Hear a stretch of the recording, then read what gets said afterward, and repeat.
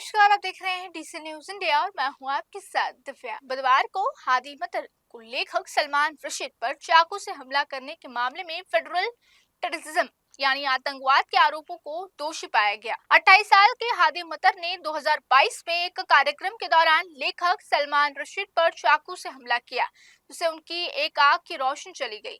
बुधवार को उस हमले के लिए फेडरल टेररिज्म के आरोपों को दोषी ठहराया गया। अभियोजकों का कहना है कि यह हमला रशीद के उपन्यास द सेंट्रिक वर्सेस को लेकर मिली जान से मारने की धमकियों के कारण उकसावे में आकर किया गया है। हादी मतर से पहले ही चाकू से हमले किए गए हत्या की कोशिशों के राज्य स्तरीय आरोपों में 25 साल की सजा काट रहे हैं। अब फेडरल दोषी सिद्ध मामले में उसे उम्र कैद की अधिकतम सजा हो सकती है, जिसकी घोषणा 3 नवंबर को होनी है।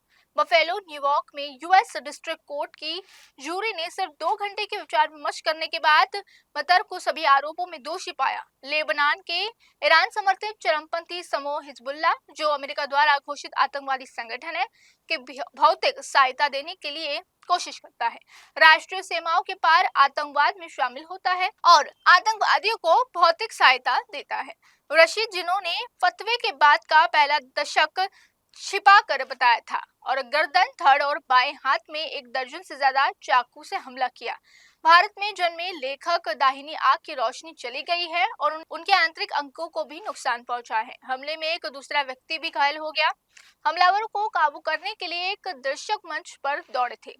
अमेरिका में जन्मे मतर, जिनके पास लेबनान की नागरिकता है, न्यूयॉर्क जर्सी फेयरू में रहते हैं। उन्होंने फरवरी 2025 में न्यूयॉर्क राज्य की अदालत में हत्या की कोशिश का दोषी पाया गया। 3 महीने बाद उन्हें 25 साल की जेल की सजा सुनाई गई। चाकू से हमले ठीक होने से भावनात्मक रूप से वो उबरने की प्रक्रिया का अनावरण करते यादों में आधारित है। आपको एक किताब के बारे में बता देते हैं जो उनकी यादों पर आधारित है। किताब knife meditation after an independent murder अप्रैल 2024 में प्रकाशित हुई थी। ईरान के तत्कालीन सर्वोच्च नेता अयतुल्लाह रूहुल्लाह खोमेनी ने किताब को ईर्ष्यानंदपूर्ण यानी धर्म विरोधी करार दिया। 1989 में एक धार्मिक आदेश या फतवा जारी किया गया, जिसमें मुसलमानों को रशीद और किताब के प्रकाशन में शामिल किसी भी अन्य व्यक्ति की हत्या करने को कहा गया।